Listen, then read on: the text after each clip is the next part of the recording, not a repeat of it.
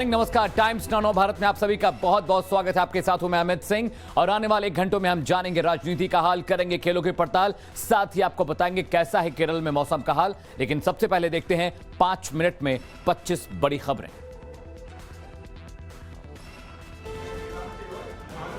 जम्मू कश्मीर में आतंकी वारदातें थमने का नाम नहीं ले रही हैं। शनिवार को आतंकियों ने श्रीनगर के ईदगाह में बिहार के रहने वाले एक युवक की गोली मारकर हत्या कर दी। वहीं पुलवामा में भी यूपी के कारपेंटर को आतंकियों ने मौत के घाट उतार दिया। जम्मू कश्मीर के पंपोर में सुरक्षा बलों ने शनिवार को एनकाउंटर में 3 आतंकियों को मार गिराया। सेना ने 9 एनकाउंटर में अब तक 13 आतंकियों को मार गिराया है।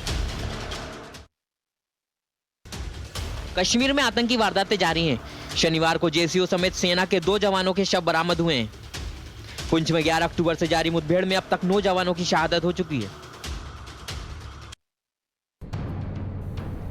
अलगाववादी नेता सैयद अली शाह गिलानी के पोते अनीस को सरकारी नौकरी से हटा दिया गया है। अनीस पर आईएसआई से लिंक होने का आरोप लगा है। सूत्रों के मुताबिक अनीस 2016 में बहाली से कुछ महीने पहले पाकिस्तान में आईएसआई के कर्नल से मिला था।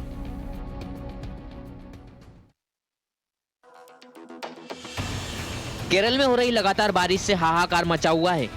बारिश को देखते हुए मौसम विभाग ने कई जिलों में रेड अलर्ट जारी किया है। बाढ़ और लैंडस्लाइड से अब तक 9 लोगों की मौत की खबर है। वहीं 12 से ज्यादा लोग लापता बताए जा रहे हैं।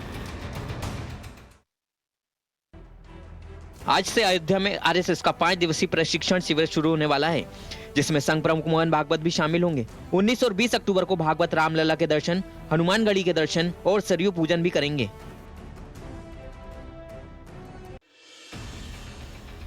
नागपुर में संघ प्रमुख मोहन भागवत ने बड़ा बयान दिया है। उनका कहना है कि जम्मू कश्मीर में 370 हटने के बाद विकास का रास्ता खुला है। इससे पहले अनुच्छेद 370 की आड़ में जम्मू और लद्दाख के साथ भेदभाव होता था, जो अब नहीं होता।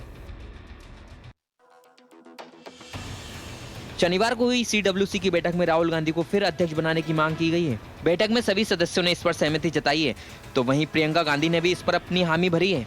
अध्यक्ष का चुनाव अगले साल अगस्त और सितंबर में होगा। राजस्थान में मदरसों को आर्थिक मदद देने पर घमासान शुरू हो गया है। बीजेपी ने इसे दिवाली का बोनस बताते हुए तुष्टीकरण की राजनीति बताया है। बता दें, गहलोत सरकार मदरसों को 15 से 25 लाख रुपए आर्थिक मदद देगी। किसान आंदोलन को लेकर एनसीपी नेता शरद पवार ने बड़ा बयान दिया है। उनका कहना है कि पंजाब के किसानों को केंद्र सरकार परेशान न करे, नहीं तो इसके गंभीर परिणाम भुगतने होंगे। पंजाब के किसान चाहे वो सिख हों या हिंदू, उन्होंने खाद्य आपूर्ति में भागीदारी निभाई है। सिंघू बॉर्डर हत्या मामले में अब तक 4 आरोपियों को गिरफ्तार किया जा चुका है। शनिवार को 3 आरोपियों ने पुलिस के सामने सरेंडर किया। वहीं शुक्रवार को सरेंडर करने वाले सरबजीत को 7 दिन की पुलिस रिमांड पर भेज दिया गया है।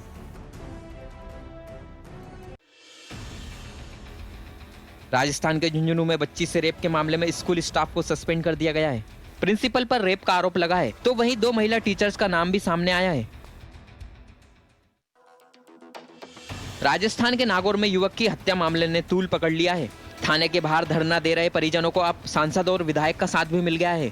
नागौर सांसद बेनीवाल ने मांगे नहीं माने जाने पर आंदोलन की चेतावनी दी है। उत्तर प्रदेश में बाहुबली और बड़े अपराधियों पर सरकार की कार्रवाई जारी है।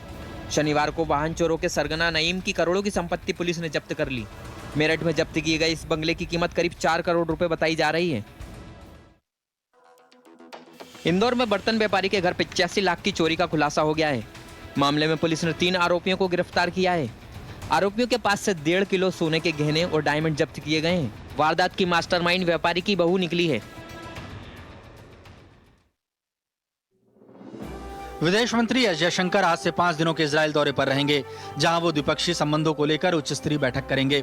अपनी यात्रा के दौरान जयशंकर राष्ट्रपति इसहाक हर्जोग, प्रधानमंत्री नेफ्ताली बेनेट और संसद के स्पीकर से भी मुलाकात करेंगे।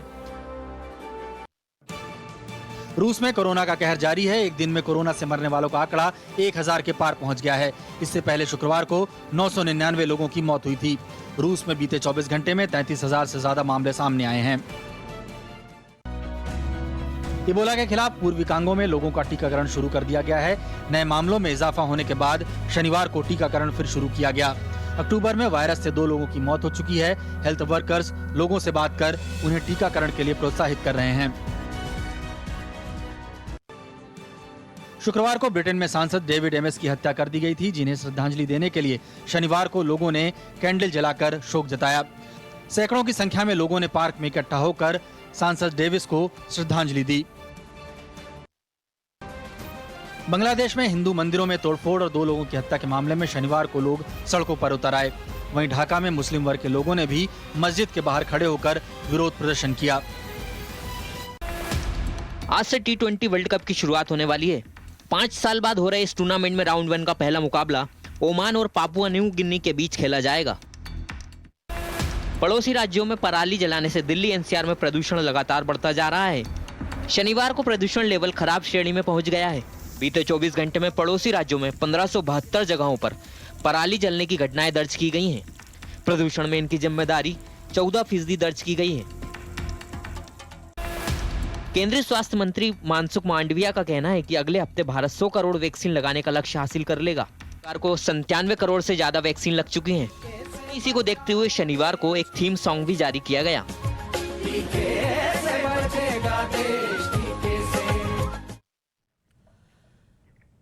और कश्मीर में लगातार टारगेट किलिंग बढ़ रही है। बाहरी लोगों को निशाना बनाया जा रहा है। शनिवार को फिर श्रीनगर में आतंकियों ने एक और गोलगप्पे वाले की हत्या कर दी। ये भी बिहार का रहने वाला था।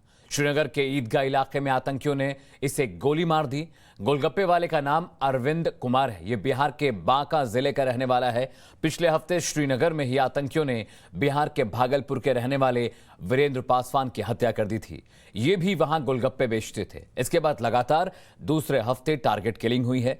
इसके अलावा पुलवामा में भी एक एनकाउंटर को आतंकवादियों ने कारपेंटर को गोली मार दी। सगीर अहमद नाम का यह शख्स यूपी के सहारनपुर का रहने वाला था। यानी ये बात बिल्कुल साफ है कि आतंकवादी कश्मीर में बाहरी लोगों को टारगेट कर रहे हैं और इनमें डर फैलाना चाहते हैं।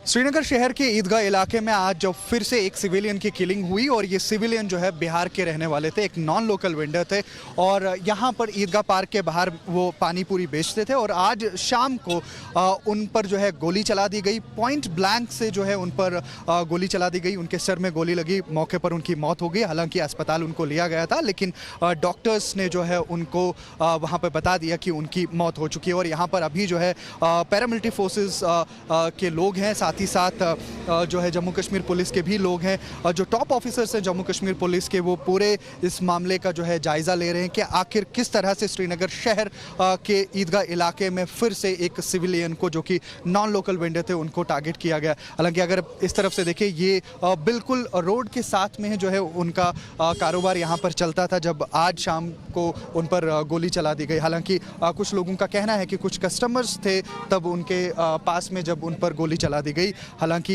जम्मू कश्मीर पुलिस ने और फोर्सेस ने जो है ऑपरेशंस को बढ़ा दिया गया है। 8 अक्टूबर के बाद में जो है साउथ कश्मीर की अगर बात की जाए, जम्मू कश्मीर पुलिस का कहना है कि तमाम वो मिलिटेंट्स जो इन्वॉल्व थे सिविलियन किलिंग के लिए, उन्होंने अपना बेस जो है वो साउथ कश्मीर में शिफ्ट किया। जैसे कि शोपियां और पुलवामा, जो कि साउथ कश्मीर के इलाके हैं, वहाँ पर वो चले गए थे और उनका वहाँ पर इनकाउंटर हो गया। लेकिन आज फिर से श्रीनगर शहर के ईदगाह इलाके में जो है एक नॉन लोकल वेंडर पे जो है गोली चला दी गई, जो कि पानी पूरी बेचते थे। तो कहीं ना कहीं आज जो है ये फिर से दर्शाता है कि श्रीनगर शहर में फिर से सिविलियंस को जो है कहीं ना कहीं टारगेट किया जा रहा है। और दूसरी बात ये है कि ये 8वीं ऐसी सिविलियन किलिंग है जो कि कुछ ही देर में हुई है। हालांकि इससे पहले श्रीनगर शहर की लीडिंग फार्मासिस्ट माखनलाल बिंद्रू पर गोली चला दी गई। उनको उन्हीं की दुकान पे मार दिया गया।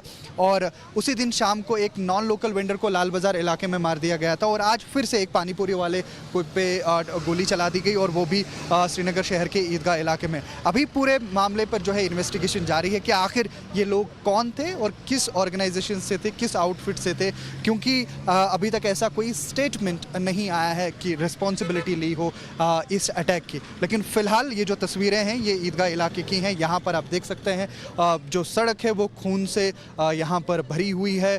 और साथ ही साथ यहाँ पर जो है उनका जो ठेला है वो अभी भी लगा हुआ है। जब वो यहाँ पर कुछ कस्टमर्स को अटेंड कर रहे थे, को जो है पानी पूरी बेच रहे थे। लेकिन पूरे इलाके में जो है अभी यहाँ पर जो है कॉर्डन कर दिया गया है और कोशिश ये है कि उन लोगों तक पहुँचा जाए, उनको ढूंढा जाए जिन्होंने आज फिर से एक नॉन लोकल वेंडर को श्रीनगर शहर में मार दिया। कैमरामैन शफीक मलिक के साथ सोहिल सहरान, टाइम्स नौ भारत के लिए। और कश्मीर में जिस तरह से टारगेट किलिंग बढ़ी है, जिस तरह से जवानों पर हमले बढ़ रहे हैं, उससे सेना और सुरक्षा बलों के सामने बड़ी चुनौती आ गई है। भारतीय सेना लगातार 9 दिन से एनकाउंटर कर रही है। 9 एनकाउंटर में 13 आतंकवादी मारे जा चुके हैं।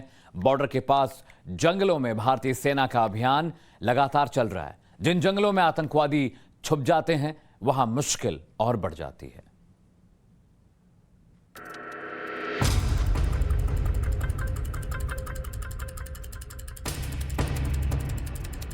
सेना के वीर जवानों ने आखिरकार पंपोर एनकाउंटर में मोस्ट वांटेड आतंकवादी उमर मुश्ताक खांडे को ढेर कर दिया। पंपोर में द्रंग बल के जंगलों में सुबह सुरक्षा बलों और आतंकियों के बीच मुठभेड़ शुरू हुई। सेना के वीरों ने मुश्ताक को घेर कर ढेर कर दिया। मुश्ताक का मारा जाना सेना के लिए इसलिए बड़ी कामयाबी है क्योंकि मुश्ताक लश्कर तैयबा का टॉप कमांडर था और यही उमर मुश्ताक 2 पुलिसकर्मियों की शहादत का कारण है। इसका मारा जाना 2 पुलिसकर्मियों की शहादत का बदला है। कल रात में अवंतीपुर पुलिस को एक खबर मिला था कि दरंगबल पामपोड़ में एक घर में लश्कर तैयबा के 2 टेररिस्ट छिपे हुए हैं। पुलिस, सीआरपी, आर्मी मिलकर कॉर्डन डाला। कॉर्डन डालते ही फायरिंग शुरू होगी। क्योंकि घर में सिविलियन था तो हम लोग ऑपरेशन को रोक दिए। सिविलियन को पहले निकाले, फिर ऑपरेशन जारी हुआ। आज दोपहर में ऑपरेशन खत्म हुआ। इस ऑपरेशन में 2 हार्डकोर टेररिस्ट मारे गए लश्कर तैयबा का। एक तो उमर मुश्ताक खांडे, जैसा हम लोग को पहले से पता था, कल ट्वीट कर दिए थे। दूसरा शाहिद बशीर श्रीनगर सिटी का मारा गया है। दोनों बहुत सारे सिविलियन किलिंग में इन्वॉल्व था। जब से सिविलियन किलिंग शुरू हुआ है तब से हम लोग के टोटल 9 इनकाउंटर किए, उसमें 13 टेररिस्ट मारा गया, जिसमें एक जेश का टॉप कमांडर था शाम मारा गया है। पंपोर के द्रांगबल के जंगलों में 2 आतंकियों के छिपे होने की सूचना थी, जिसके बाद सुरक्षा बलों ने फुल प्रूफ योजना बनाई और आतंकियों को जंगल में ही घेर लिया।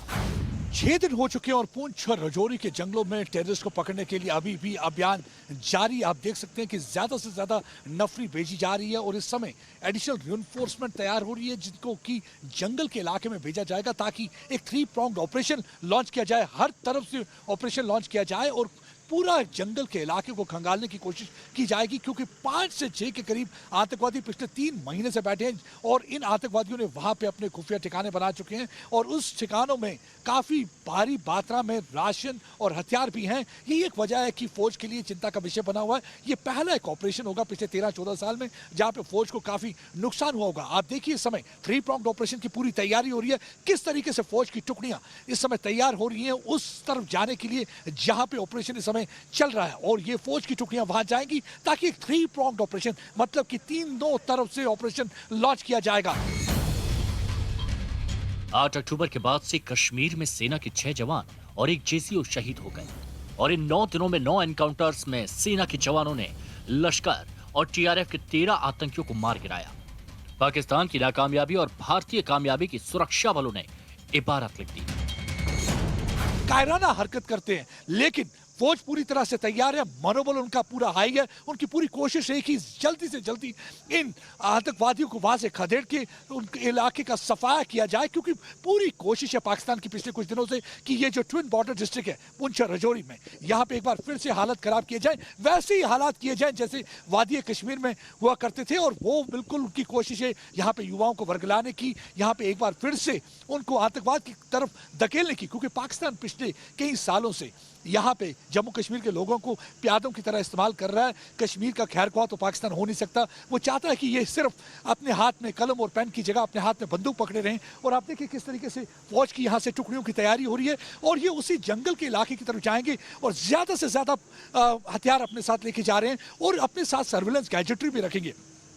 क्योंकि सर्विलेंस गैजेटरी बहुत ही इंपॉर्टेंट है, खासकर जंगल वॉरफेयर में। जंगल वॉरफेयर में कुछ चीज़ों का बहुत ध्यान रखना पड़ेगा। एक तो इन्हें क्रॉल करके अंदर जाना पड़ेगा, क्योंकि सर उठाए नहीं, किसी भी वक्त दुश्मन उन पर फायर कर सकता है। दूसरी चीज़, सर्विलेंस गैजेटरी से एटलीस्ट आपको थर्मल इमेजर जो हैंडल्ड होंगे उनसे आपको पता चलेगा किसी भी किस्म की कोई मूवमेंट होगी जंगल में, तो आपको एटलीस्ट आइडिया हो जाएगा, उस हिसाब से आप अपनी मूवमेंट वहां पे करेंगे। और तीसरी चीज़ यह कि फौज को इस वक्त पूरा है कि इनको जल्दी से जल्दी इनको मार गिराना होगा, और कोशिश है आतंकवादियों की कि वो उस इलाके से भागकर पब्लिक के साथ घुल मिल जाएं। और यही एक वजह है कि पूरा कॉर्डन सख्ती से रखा गया है। ज़्यादा फौज इसीलिए भेजी जा रही है कि एक तो इनर कॉर्डन है जो कि अंदर जा चुके हैं जिन्होंने एम्बिश लगाया, उसके बाद दूसरा कॉर्डन लगा हुआ है ताकि अगर यहाँ से कोई आतंकवादी बच के निकलता है तो दूसरे कॉर्डन में पकड़ा जाए, और तीसरा कॉर्डन जो है बाद जंगल के बाहरी इलाकों में रहेगा। और ये वो कॉर्डन है ताकि ये सिविलियन एरिया में ये आतंकवादी भाग के ना निकल जाएं, क्योंकि ये बहुत ही वेल ट्रेंड आतंकवादी हैं और यहाँ पे रहने के लिए आए थे,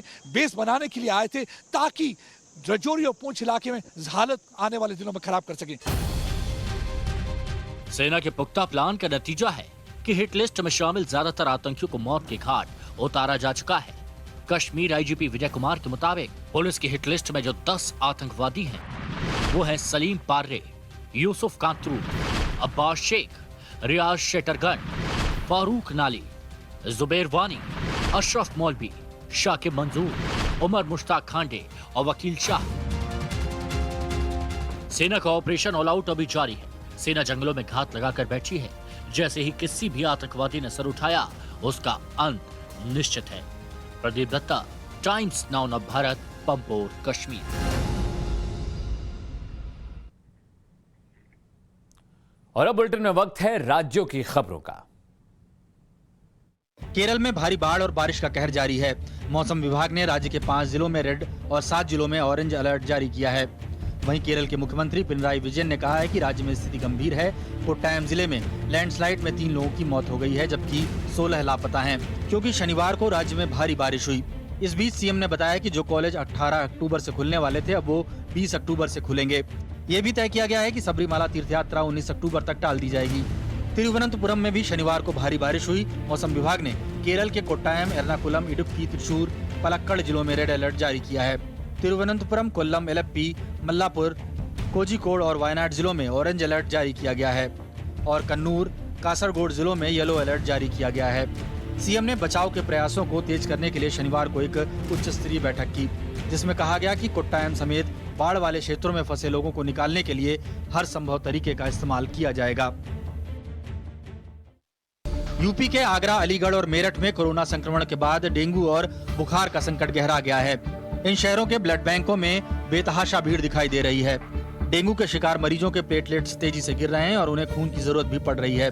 आरोप है कि कुछ ब्लड बैंक और पैथोलॉजी लैब इस मौके पर कालाबाजारी भी कर रहे हैं। बीमारियों को देखते हुए भी शहरों का स्वास्थ्य महकमा भी हाई अलर्ट पर है। प्रशासन की तरफ से जगह जगह फॉगिंग की जा रही ताकि डेंगू वाले मच्छरों से छुटकारा मिल सके। अलीगढ़ के सरकारी अस्पताल में कुल 281 मरीज भर्ती हैं, जिनमें से 208 को बुखार है। इनमें से 3 मरीज डेंगू पॉजिटिव पाए गए हैं। अलीगढ़, मेरठ और आगरा के अलावा यूपी के कई और शहरों में भी डेंगू तेजी से पांव पसार रहा है। मुरादाबाद में शनिवार को केंद्रीय मंत्री और यूपी के चुनाव प्रभारी धर्मेंद्र प्रधान की मौजूदगी में बीजेपी की एक हाई लेवल मीटिंग हुई। करीब 2.5 घंटे तक बंद कमरे में चली इस मीटिंग में इस बात पर चर्चा हुई कि कैसे वेस्ट यूपी में किसानों की नाराजगी दूर की जाएगी। मीटिंग में वेस्ट यूपी के 25 नेता मौजूद थे। केंद्रीय मंत्री ने नेताओं से जीत का फॉर्मूला पूछा। इस पर स्थानीय नेताओं ने सुझाव दिया कि सरकार गन्ने का रेट थोड़ा और बढ़ा दे तो किसानों के आक्रोश को कम किया जा सकता है। मंत्री ने एक एक करके सभी नेताओं के सुझाव मांगे। मीटिंग में मौजूद विधायकों से भी पूछा गया कि वो बताएं कि 2022 को कैसे फतह करेंगे। किसान आंदोलन का चुनावों पर कितना असर पड़ेगा, इस पर भी स्थानीय नेताओं से फीडबैक लिया गया। धर्मेंद्र प्रधान ने पार्टी नेताओं से कहा कि गन्ने का रेट दोबारा बढ़ाना संभव नहीं होगा। यूपी सरकार पहले ही गन्ने का रेट 25 रुपए प्रति क्विंटल बढ़ा चुकी है। उन्होंने मीटिंग में मौजूद नेताओं से कहा कि गन्ने के दामों में हुई बढ़ोतरी की बात किसानों तक पहुंचाएं। उन्होंने कहा कि 2014 में सरकार सिर्फ 500 करोड़ रुपए एथेनॉल खरीदती थी, अब सरकार 22,000 करोड़ रुपए का एथेनॉल खरीद रही है। एक्ट्रेस और मॉडल शर्लिन चोपड़ा ने एक्ट्रेस शिल्पा शेट्टी और पोर्नोग्राफी केस में जमानत पर चल रहे उनके पति राज कुंद्रा के खिलाफ धोखाधड़ी और मानसिक प्रताड़ना की शिकायत दर्ज करवाई है।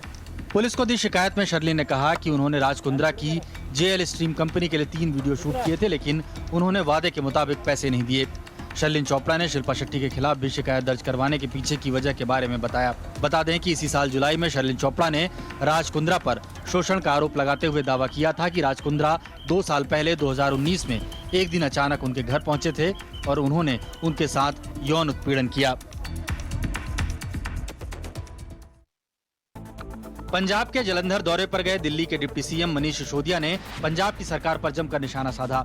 मनीष सिसोदिया ने आरोप लगाया कि पंजाब में चरणजीत सिंह चन्नी की सरकार आम लोगों के हाथ में सरकारी प्लॉट के कागज तो थमा रही है, लेकिन प्लॉट उन लोगों को नहीं दिए जा रहे। जालंधर में निकाली गई शोभा यात्रा में भाग लेने के बाद प्रेस कॉन्फ्रेंस में सिसोदिया ने कहा कि ये दावे भी उसी तरह हवा होने वाले हैं जिस तरह चुनाव से पहले युवाओं को रोजगार देने की बात कही गई थी। सिसोदिया ने इस दौरान दिल्ली के सीएम अरविंद केजरीवाल के किए गए वादों पर पंजाब के मुख्यमंत्री चरणजीत सिंह चन्नी के उठाए सवालों का जवाब भी दिया। उन्होंने कहा कि जॉब कार्ड को लेकर पंजाब के युवा मारे मारे घूम रहे हैं, लेकिन उन्हें कहीं रोजगार नहीं मिल रहा। जरूरतमंदों को प्लॉट देने की योजना 1960 से चल रही है, लेकिन आज तक किसी को प्लॉट नहीं मिला। उन्होंने सीएम चन्नी से सवाल किया कि वो भी विधायक हैं और वो बताएं कि अब तक कितने लोगों को प्लॉट दिलवा चुके हैं। सिसोदिया ने आरोप लगाया कि सरकार ने अब तक कुछ नहीं किया, सारी बातें हवा हवाई हो रही हैं। उन्होंने कहा कि दिल्ली के सीएम अरविंद केजरीवाल जो कहते हैं वो करके दिखाते हैं।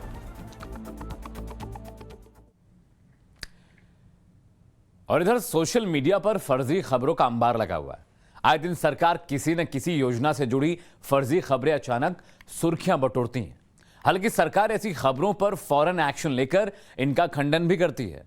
ऐसा ही एक मैसेज इन दिनों सोशल मीडिया पर वायरल हो रहा है, जिसमें कहा जा रहा है कि सरकार की तरफ से अप्रूव किए गए मोबाइल टावर को अपने घर पर लगाएं और घर बैठे 30,000 रुपए प्रति महीना तक कमाएं।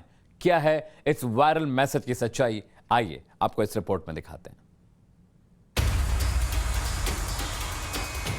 क्या आपके पास कोई मैसेज आया है जिसमें कहा गया है कि आपके घर में सरकार की तरफ से मंजूरी प्राप्त 4G या 5G टावर को लगा सकते हैं?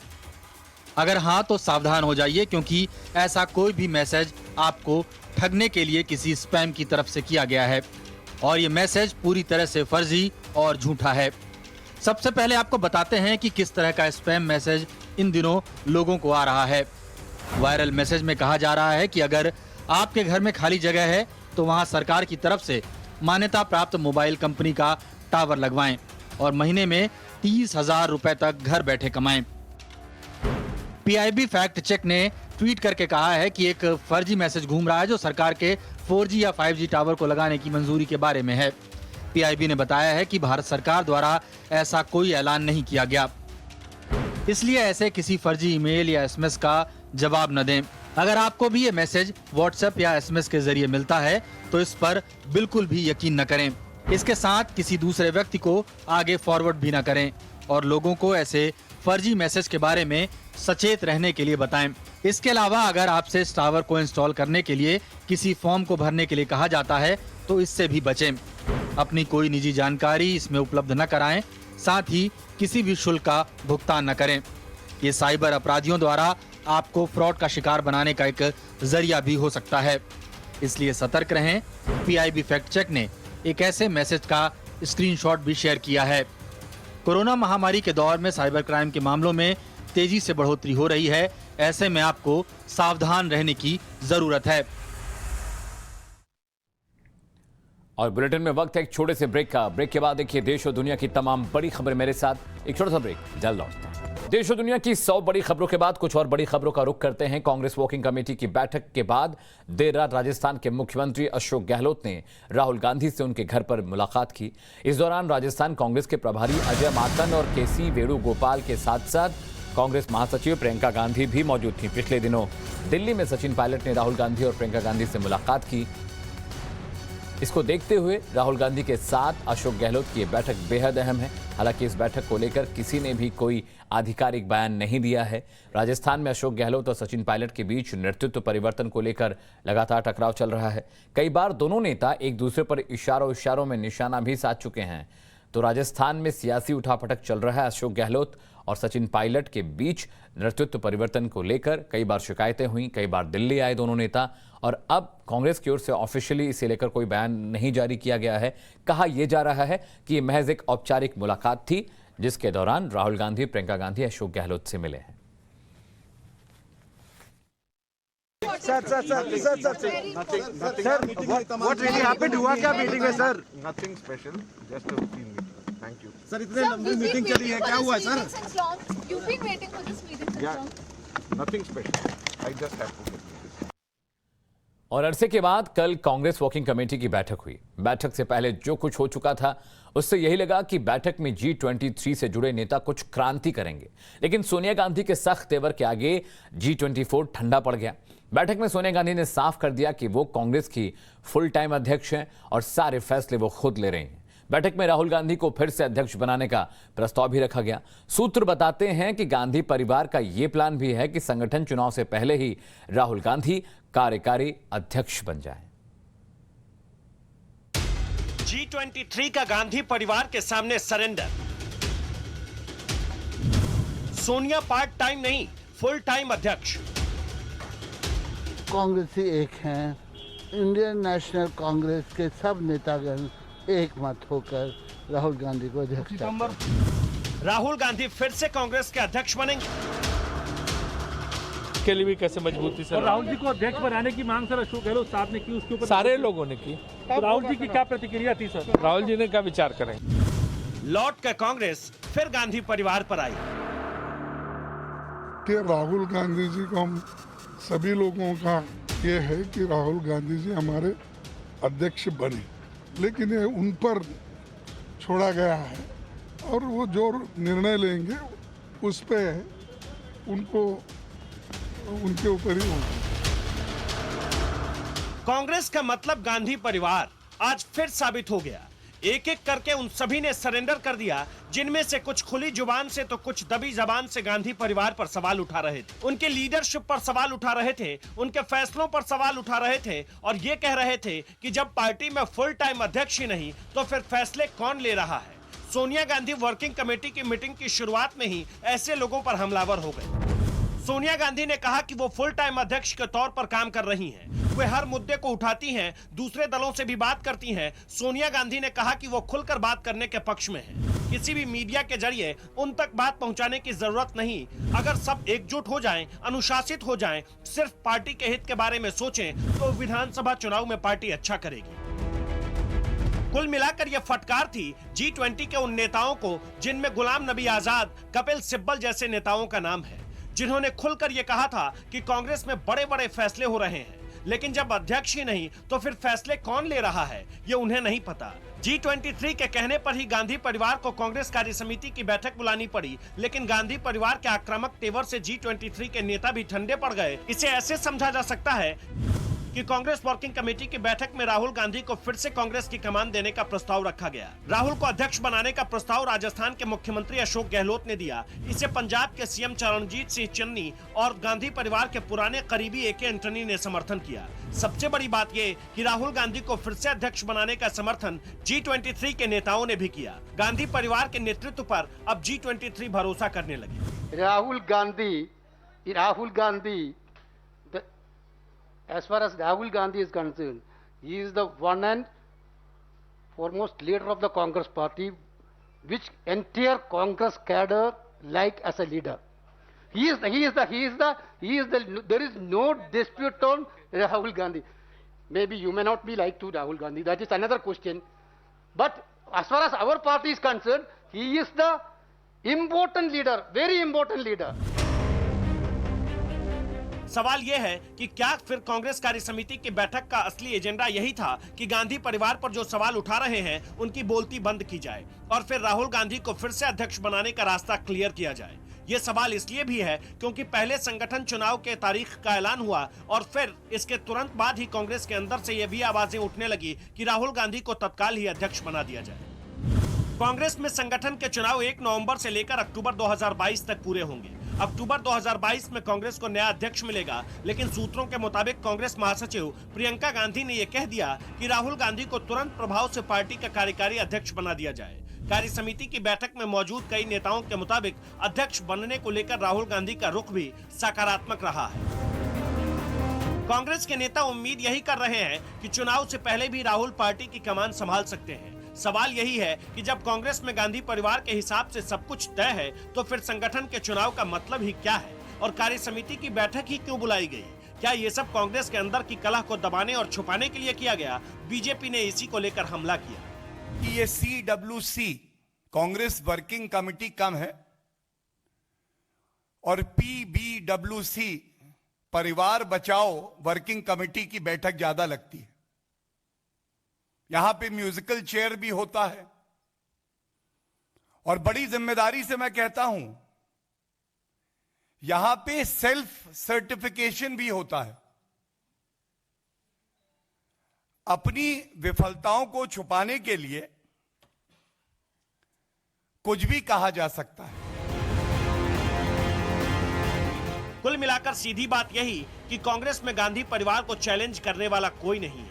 खास तौर पर राहुल गांधी और प्रियंका गांधी के एक्टिव होने के बाद अब सीधा मैसेज ये है कि जो चैलेंज करेगा, जो बात नहीं मानेगा, उसे किनारे लगा दिया जाएगा। चाहे कोई भी नेता हो, कांग्रेस में किसी और की नहीं चलेगी, सिर्फ और सिर्फ पार्टी हाईकमान की चलेगी। और हाईकमान का मतलब सोनिया गांधी, राहुल गांधी और प्रियंका वाड्रा है।